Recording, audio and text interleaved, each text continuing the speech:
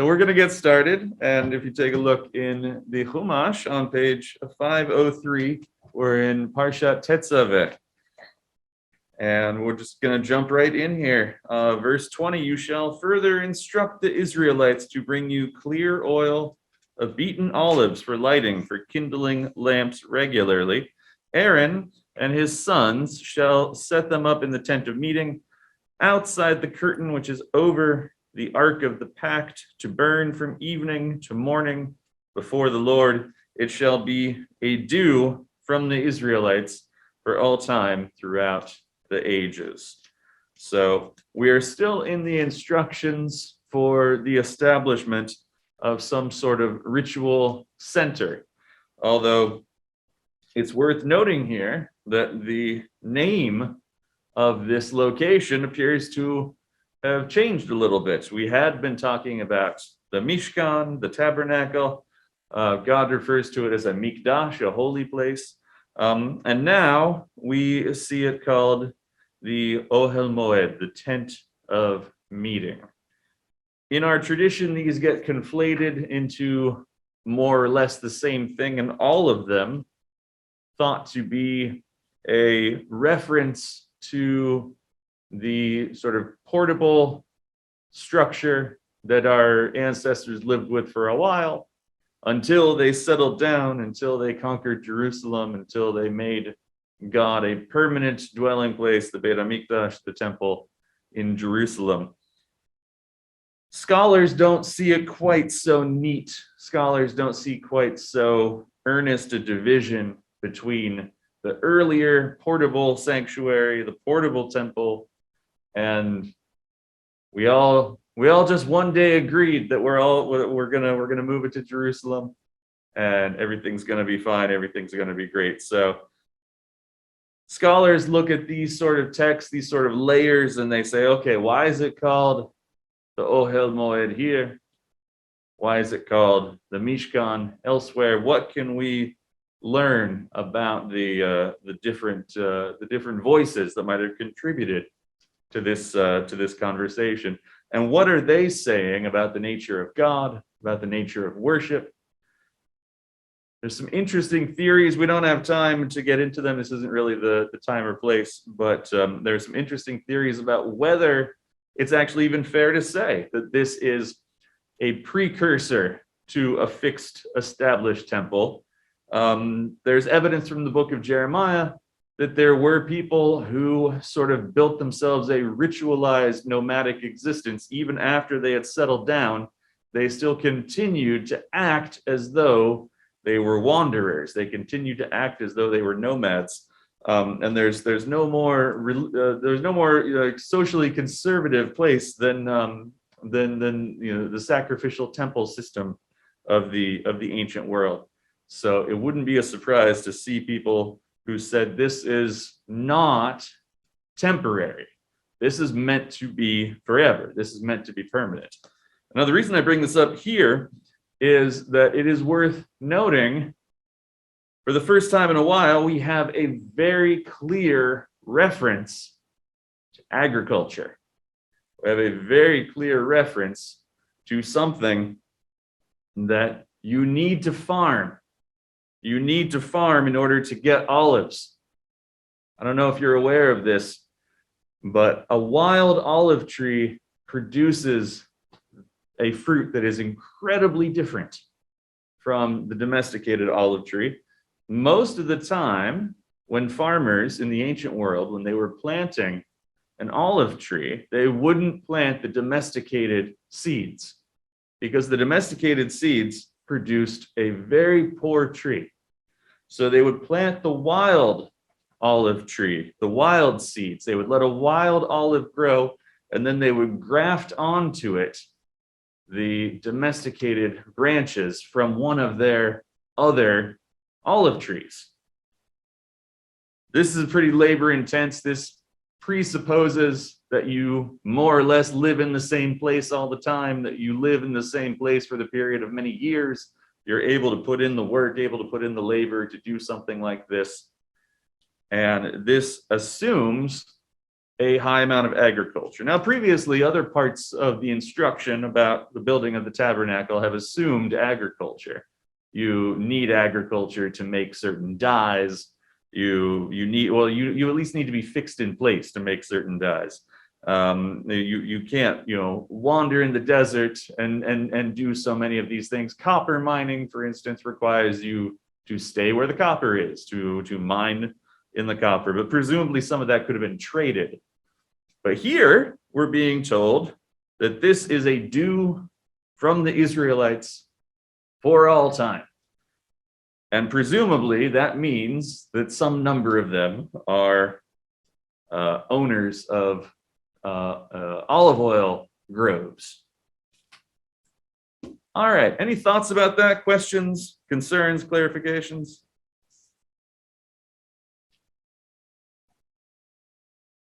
All right. Well, we'll keep going here. We're beginning chapter 28. Hey, Rabbi? Oh, please go ahead. Where they're at, there is no olive trees, correct? Out in the deserts, not really. No, they don't grow especially well there. Right. So this instructions that we're getting right now are theoretical primarily. It's hard to say, right? It's very hard to say. It seems as though we're being given a set of instructions for the future, that this makes more sense for the future than it does for the present, for the generation in the wilderness. Yeah.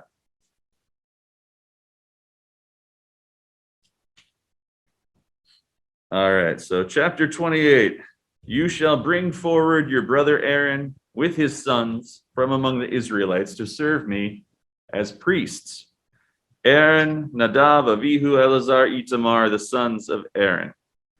Make sacral vestments for your brother Aaron, for dignity and adornment.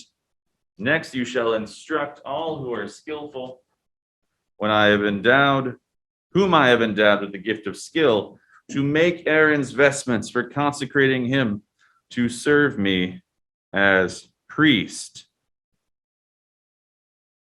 These are the vestments they are to make: a breastpiece, an ephod, a robe, a fringed tunic, a headdress, and a sash. They shall make those sacral vestments for your brother Aaron and his sons for priestly service to me. They therefore shall receive the gold, the blue, purple, and crimson yarns, and the fine linen. Linen also, by the way, is one of the things that requires or presupposes agriculture or contact with agriculture. Unlike wool, which you can get as a wandering shepherd, linen has to be grown out of flax. It has to be soaked and beaten in a very particular way. It's very labor intensive, and it presumes that you aren't going anywhere for a while. But to bring it back to the subject at hand, Aaron and his sons are now, in this moment, being set aside, being designated as the priestly family, as the Kohanim. And there are a lot of questions we could ask about this. One interesting question we might ask is, why now? Why is this happening now? Why are we being told about this right now? What do people think?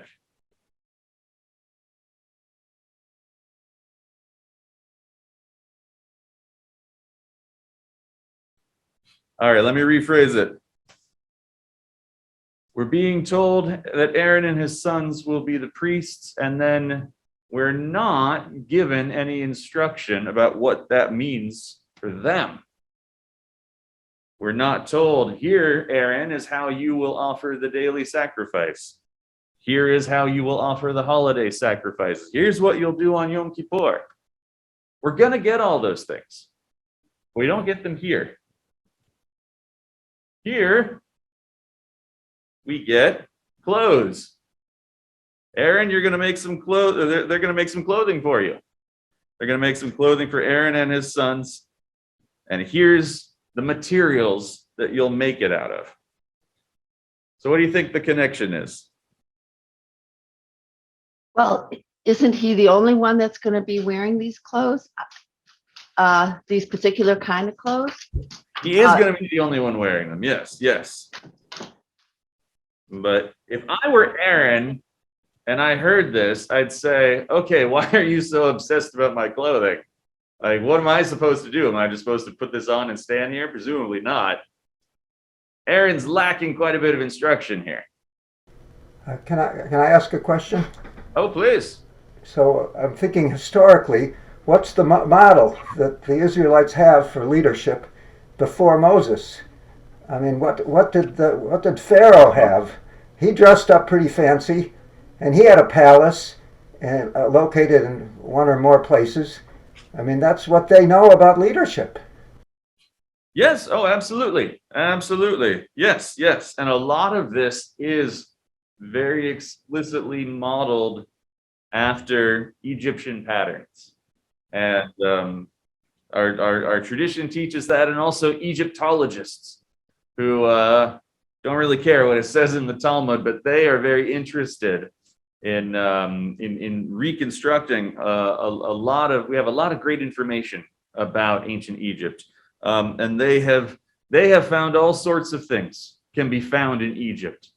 Tzitzit can be found in Egypt. Circumcision was practiced in Egypt.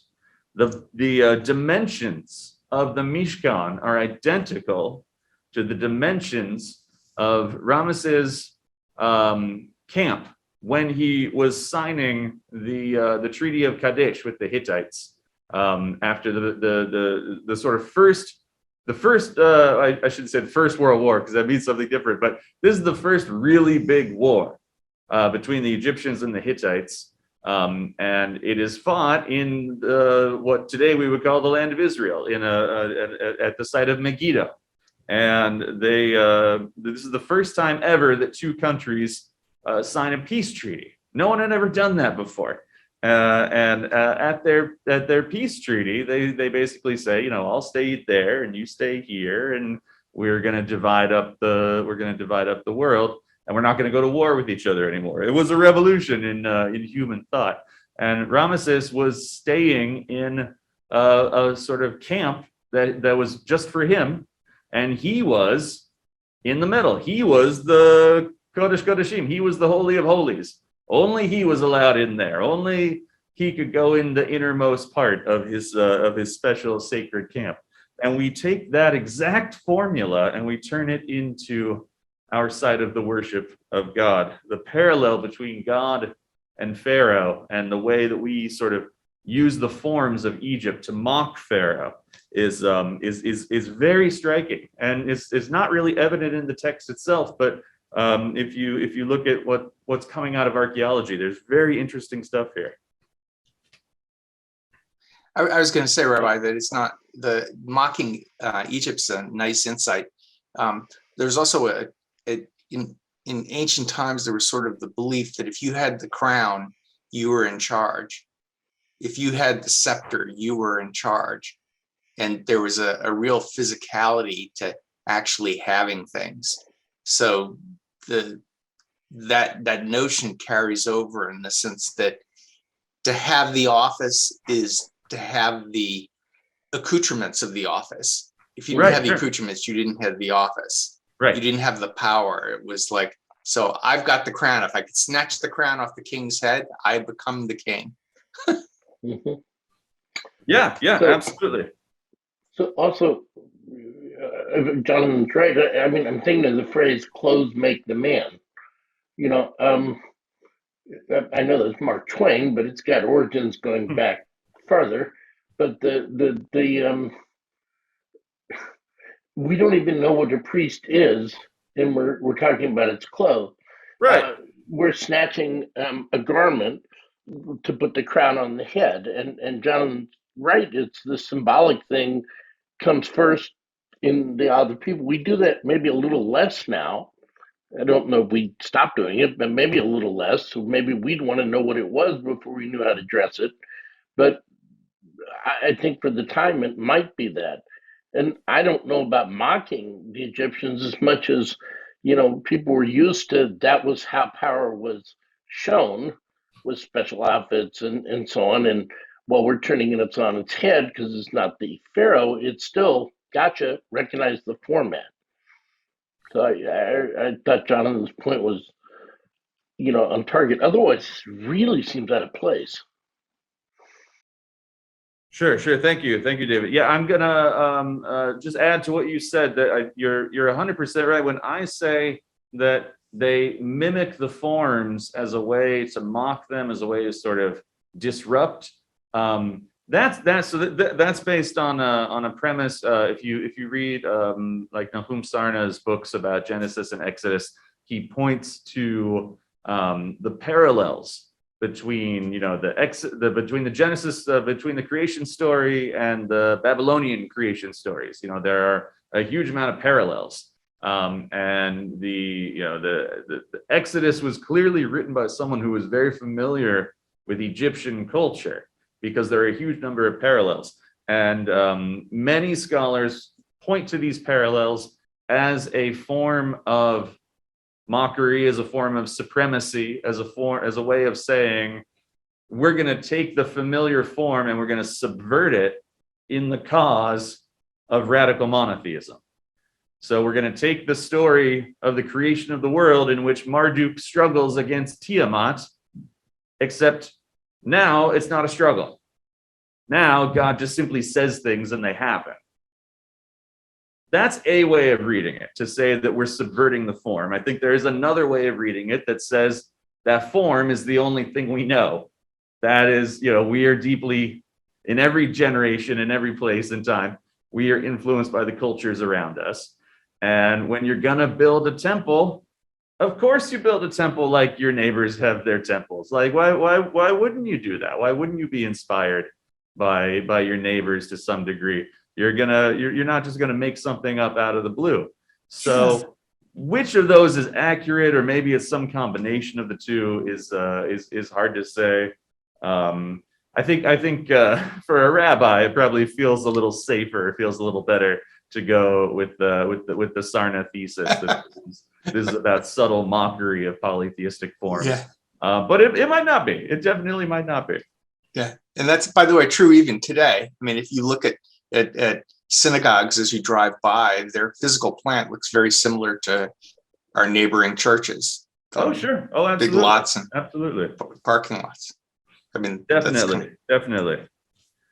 All right, let's get back into the text here. So the point that I'm trying to drive at here is that this is sort of our laundry list. We're building our Mishkan, and we don't even stop. There's nothing in the text. There's no narrative bit in the text that we stopped working on it, or that we finished it.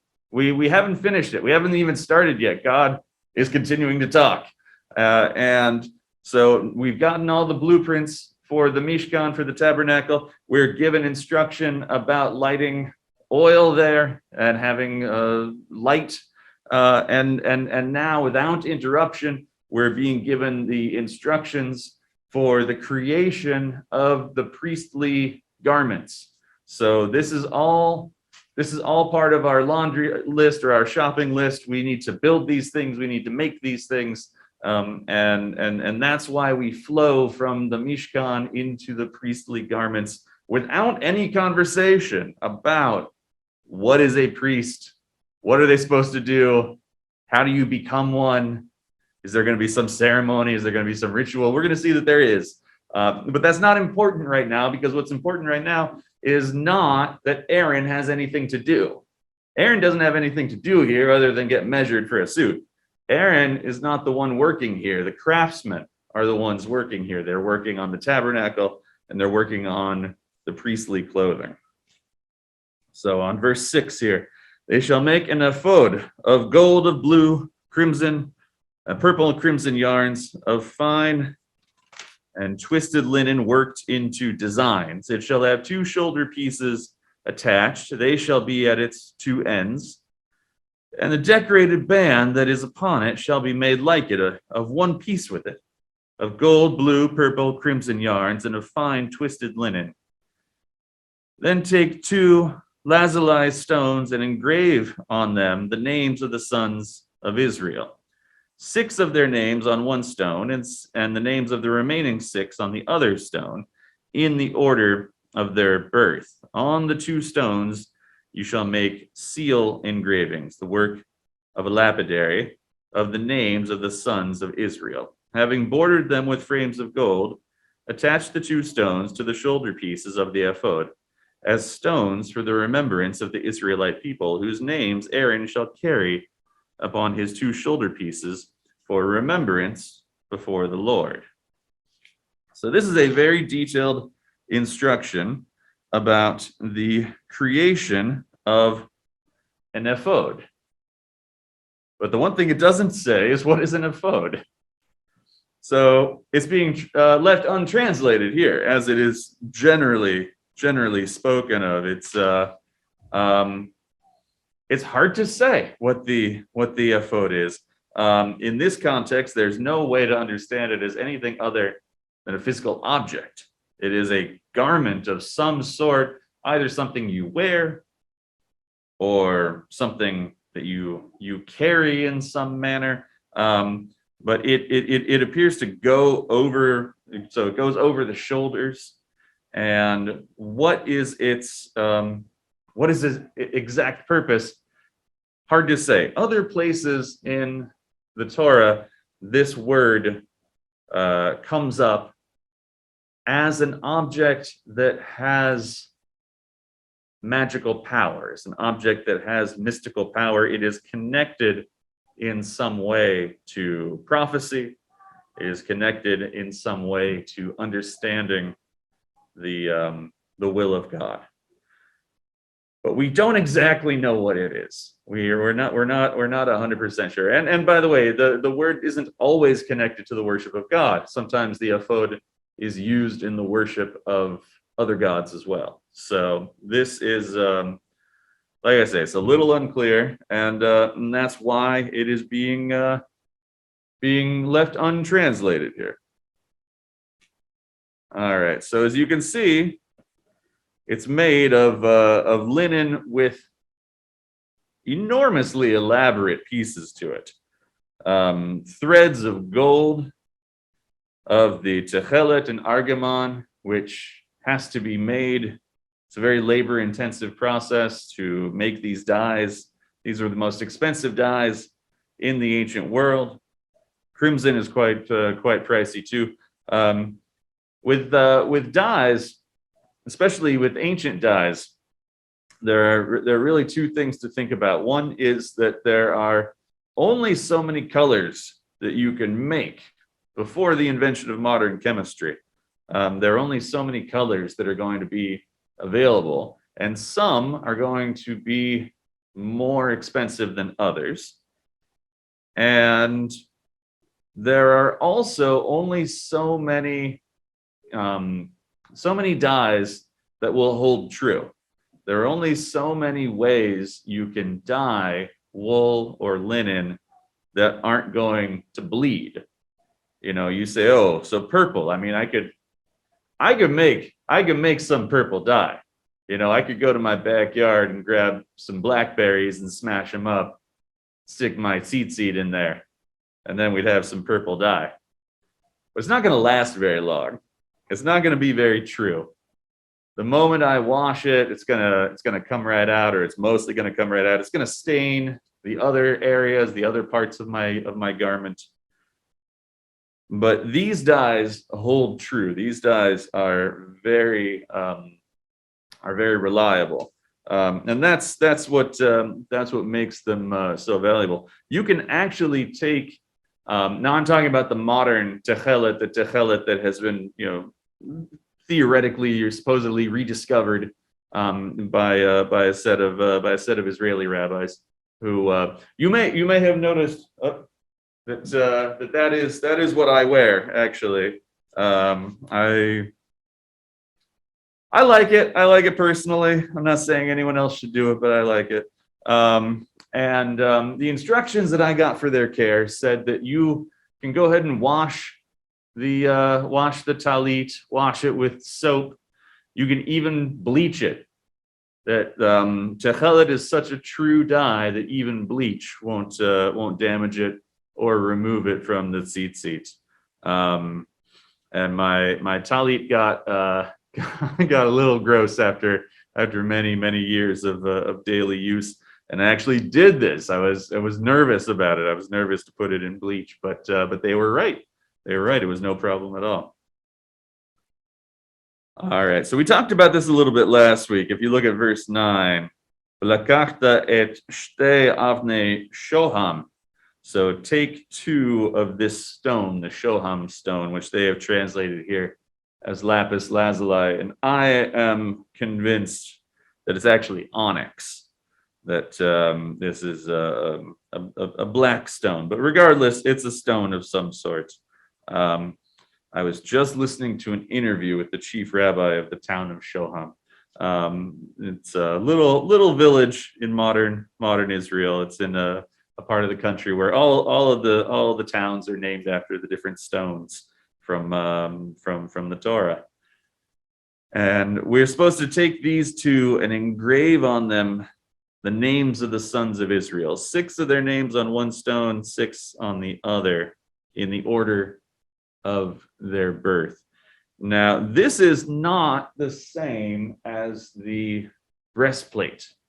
There are more stones in our future. There are more tribal stones coming up. But these are not that. This is 6 and 6. And they go in the order of the birth of the 12 sons of Jacob, and they're pointedly not tribal. If you read it closely, I mean, there is an overlap, a vast amount of overlap, but this is not about the 12 tribes of Israel. This is about the 12 sons of Israel. And why am I making that distinction? Why is that important? It's because when you measure the 12 tribes, you are excluding the Levites. The 12 tribes of Israel are the 12 landed tribes of Israel, the 12 tribes given portions of territory in Israel. And they are the 11 sons of Jacob, plus Jacob's 2 adopted sons, who are actually his grandsons, Manasseh and Ephraim, the sons of Joseph. So those are the 12 tribes. And then Levi isn't really counted as a tribe in that sense, because Levi doesn't have any piece of territory. The Levites, the Leviim, they live all over the country in little villages, and they have a different role to play. They have a different focus here. And of course, Moses and Aaron and all the Kohanim are from the tribe of Levi, the tribe of Levi. And so when Aaron is wearing this distinction with all 12 sons of Jacob, he is included in this. He is not set apart. He is part of the remembrance. And that's exactly what it says here as the purpose of this object, the purpose of these stones. It says, having bordered them with frames of gold, attached the 2 stones to the shoulder pieces of the ephod as stones for the remembrance of the Israelite people. And to clarify what exactly that means, whose names Aaron shall carry upon his 2 shoulder pieces for remembrance before the Lord. The order is a little different in the Hebrew. We say Lifnei Adonai al shtei katafav lezikaron. So before the Lord, upon his 2 shoulders for remembrance. But regardless, Aaron is going to be standing before God, and when he does, he is going to bear the names of all of the sons of Jacob, and in a sense, he's going to be holding the entire Jewish people physically on his body in trust as he engages in this holy work. If you This is a nice note here. If you look at the note on verse 12, it says these twice repeated words point to the dual function of the engraved stones, a reminder to the high priest of his role as the representative of the community, and an invocation to God to be mindful of his people Israel, with whom he has entered into a covenant. So just in case anyone forgot, when the high priest and God are in close proximity to each other, it is with the entire Jewish people in mind. All Can I right. ask a question, Rabbi? Oh, please go ahead. Please go ahead. Am I understanding what you said is there were 10 names, and the 10 names did not include Levi, or Joseph. It included Ephraim and Manasseh, right? No, Is that that would be a list of tribes. So that would be a Okay. list of the settled landed tribes. There were 12 tribes that got land in Israel, and it's all of the sons of Jacob, except for Levi, who didn't get Right. any land, and Joseph, whose land is split into two for his two sons, Ephraim and Manasseh. Okay, so the ones on the shoulders were in fact all the sons then. Yes, yes. Okay. All So the including Levi. including Levi, Okay. and written in the order of their That they birth.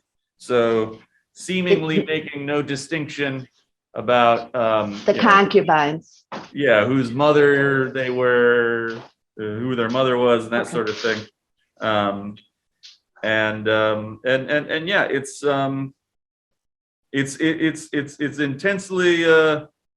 intensely personal. It is about that connection to the people's history. It doesn't. Our story doesn't go back to abstraction. Our story goes back to one family, and that's the kind of neat. that's the way we connect to God. It's kind of neat that it's not hierarchical in terms of the mothers, whereas in other situations it is. It's Right. very equalizing. The order of birth is in itself hierarchical, but I think in this context it's pretty equaling. Absolutely. So just for purposes of comparison here, let's keep going, and then we'll see another instance of the sons of Jacob coming up here. We're on verse 13. Then make frames of gold and 2 chains of pure gold. Braid these like corded work and fasten the corded chains to the frames. You shall make. This translation's all right, I guess. You shall make a breastplate of decision. So if I said to you, I'd like you to do that, you would say, what on earth does that mean? What's a breastplate of decision? I can't quite explain that. If you look in the Hebrew, Vasita Hoshen Mishpat. Now, if that sounds a little familiar, if you spent time in yeshiva, Hoshen Mishpat is one of the 4 sections of the Shulchan Aruch, and there's a reason why this is all coming up this way. What does this actually mean? I mean, what the Choshen is a breastplate. Mishpat is law, as in we had a few weeks ago, Parashat Mishpatim, the laws, the statutes, the ordinances, something like that. This seems to be saying a breastplate of justice or judgment or law, something along those lines. They have it translated here as decision. I guess that's okay. There's some debate actually about whether the word Hoshen means breastplate also. It's certainly always been, I don't want to say always, but the majority approach has been to understand it that way. But this, our understanding of the breastplate might be a little overly influenced by the sense that it's sort of akin to medieval armor. And if you look at the the breastplate on a Torah scroll or something like that. It looks like it. I mean, not in a literal sense, but in the way the shape is evocative. It looks defensive. It looks like you're trying to protect the Torah. You're trying, it's like, no more Star Wars references, but it reminds me of Boba Fett's armor a little bit. All right, there we go. This isn't necessarily that. This isn't necessarily something with even an implied defensive function. This is probably much more decorative, much more evocative, and it has something to do with channeling the will of God. It has something to do with connecting to God and the intense connection that happens by the high priest, of course. All right, let's take a look here. So you shall make a breastplate of precision worked into a design. Make it in the style of the ephod. So that's a little unclear, but we're going to clarify. Make it of gold, blue, purple, and crimson yarn, and of fine twisted linen. So all right, so it's these very expensive dyes again.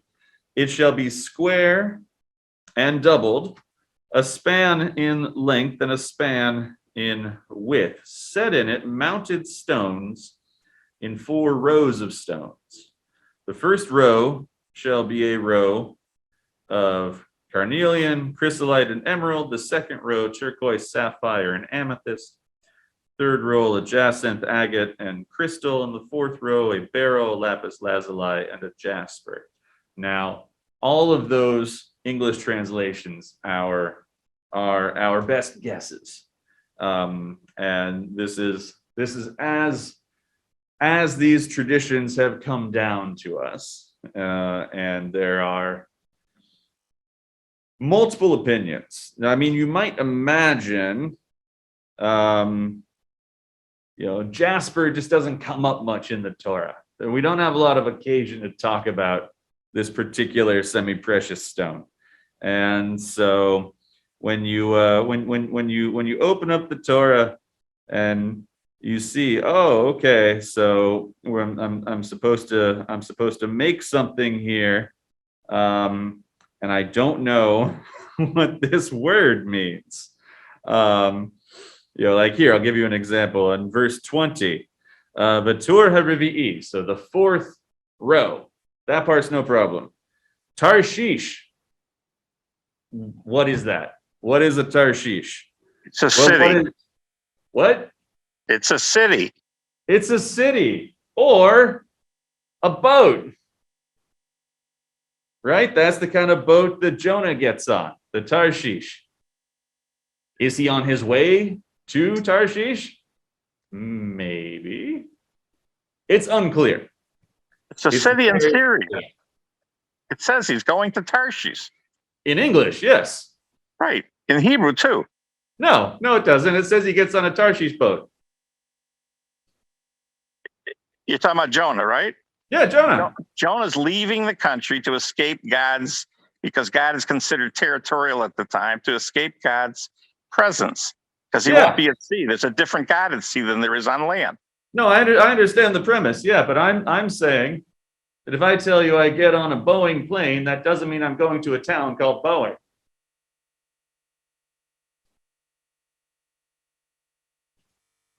The point is, it's unclear. Okay. The point is, we don't have enough information to know exactly what this is. And so we rely on tradition, and we rely on comparative scholarship. People who look at the tax records from Babylonia or from Persia, they say, do these words come up in conversations between the head of the mining camp and the local magistrate? And we're doing our best. We're doing our best guess, but we don't actually know with precision what these stones mean. And so Tarshish here is translated barrel. Now, I don't actually know what led them to that conclusion. I'd have to dig into that a little deeper. But all of these are best guesses. Anyone who tells you that they know for sure what these stones are, they are a lot more confident than I am. And I'm not sure what they're basing that on. But we have these 12 stones in 4 rows. The Arba Turim, which is the, for those following the sort of the halachic name game, this is the Arba Turim is a commentary written by a medieval rabbi, and the summary of Arba Turim is the Shulchan Aruch, the sort of central definitive law code of the Jewish people. I hate to that summary is not entirely accurate, but it's accurate enough for our purposes. But they were inspired by this moment here where we have four rows, because there were 4 major sections of halachic conversation. So we have these 12 stones in 4 rows. They shall be framed with gold in their mountings. The stones shall correspond in number to the names of the sons of Israel, 12 corresponding to their names. They shall be engraved like seals, each with its name, for the 12 tribes. So this is twice now we have seen this, that they are engraved like seals. And I just want to make sure we know what we're talking about in English. This is not about the Arctic marine animal. This is about, in the ancient world, people didn't really do signatures. They didn't really sign a document. Instead, they had a little stamp that they would put in wax or something along those lines, and it was their seal. And to seal a document meant that you had approved it, you had signed it. Sometimes you would seal a document to make sure no one else could read it before it got to its intended location. We have a vast number of these seals that have been dug up by archaeologists, including, very excitingly, some seals from people who are mentioned in the Bible. We have Jeremiah has a scribe who works for him named Baruch. And Baruch is mentioned.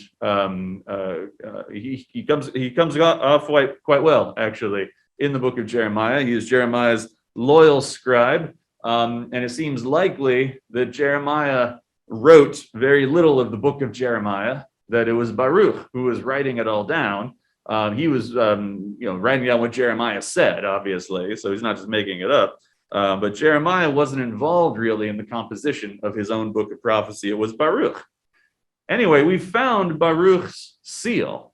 We found his seal, or a seal of someone with the exact same name as him, in an archaeological dig in Israel, which is it's always very exciting to find these sort of tangible connections between the biblical stories and real life, and of course tangible connection between our people's story and the land of Israel. Not trying to make a political statement, but I think they're those who would deny the connection just aren't paying any attention.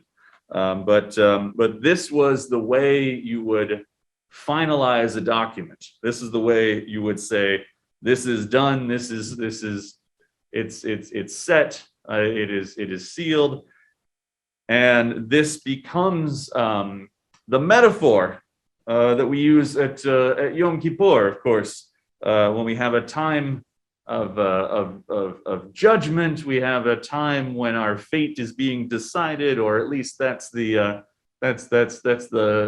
lens with which we look at our lives in that moment, as though we are being judged, as though our previous year is giving us some sense of what we'll do with the next year, how much we deserve a next year.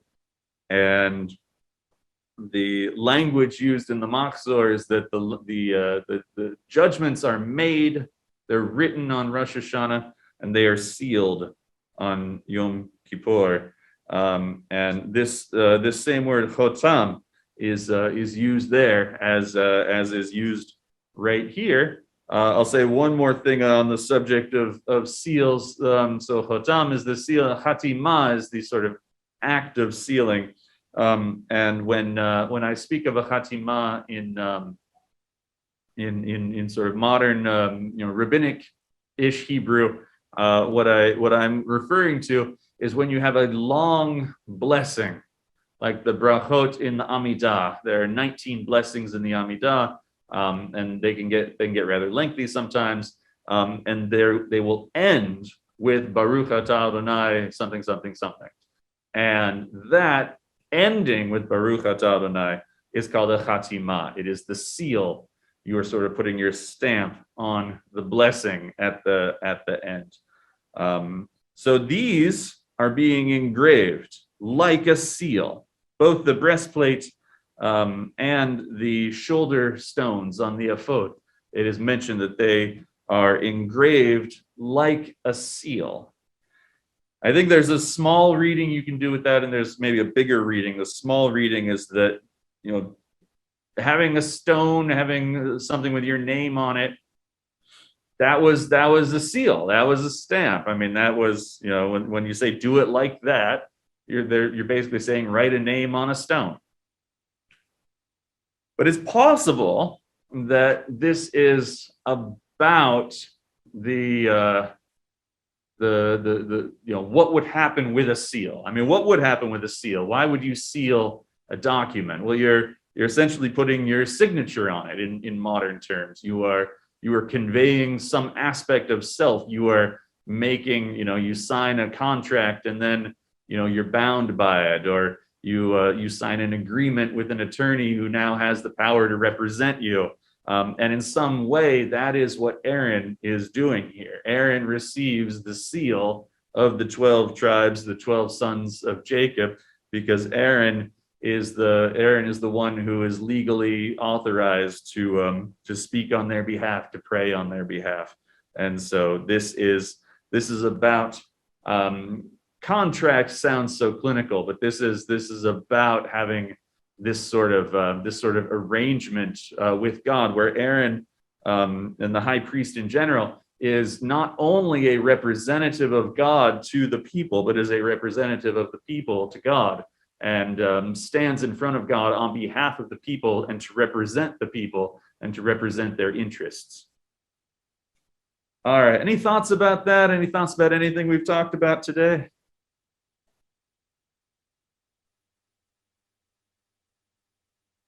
All right. Thank you for giving some of the background. That's fascinating.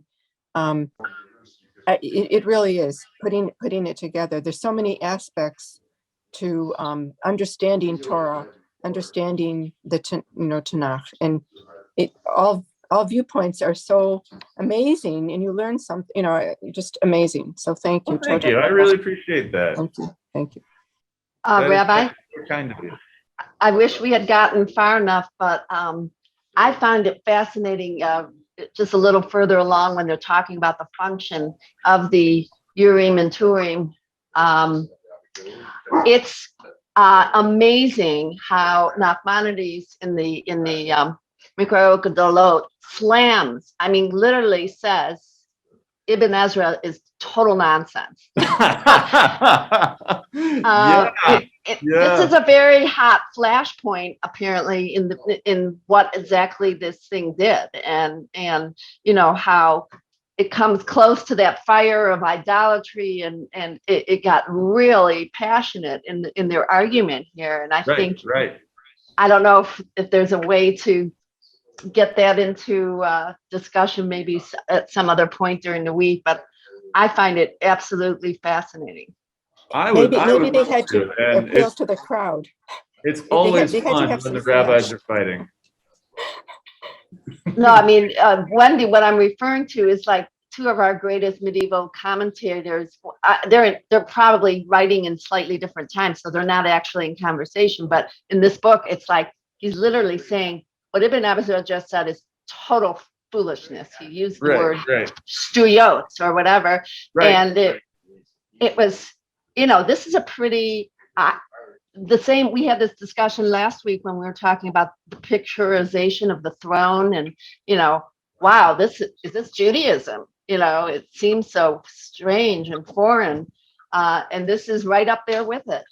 Yeah. Oh, absolutely, absolutely. And the rabbis of the Talmud, they're very put off by this. They come up with other explanations about what the Urim and Thummim must have been, and it couldn't be magical stones that allow you to see the future, the will of God. They said, no, it's obviously a reference to some people who work for you, or they have lots of different ideas about what it might be, because they're just so uncomfortable with the plain reading, which you're right, it does sort of skirt towards a little bit of that sort of raw paganism, where you go like, oh, I don't know about this, guys. It's like Nehushtan, the copper snake that cured people's illness, and you go, oh, that if this weren't That's in Jewish. the Torah, I don't know that I'd be comfortable with you telling this to me. But there it is.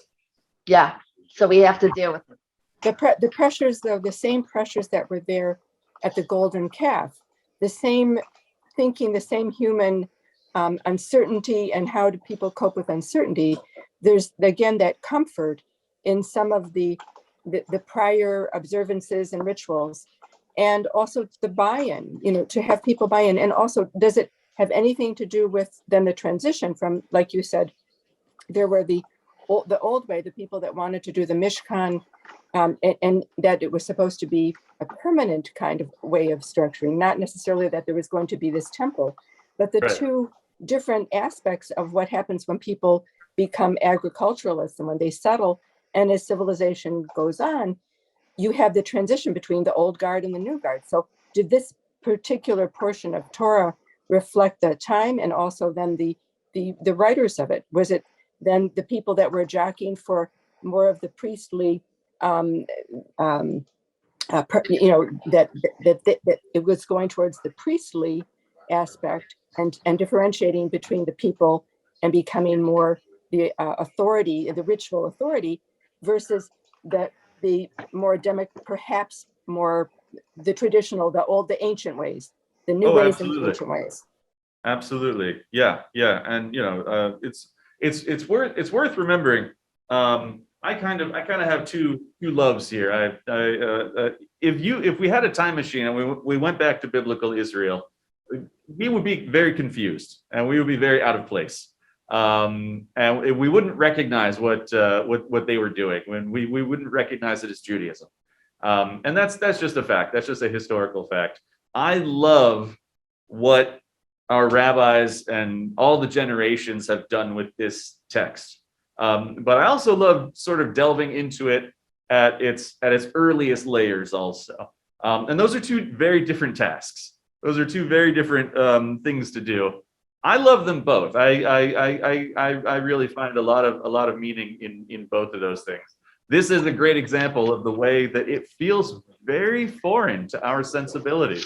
And you can sort of find excuses for that, or you can just lean into that and say, this is a very raw experience. All right, the barking dogs means it's time to wrap up. So I will see you all soon, and I want to thank you all for coming and wish you Hashavua Tov.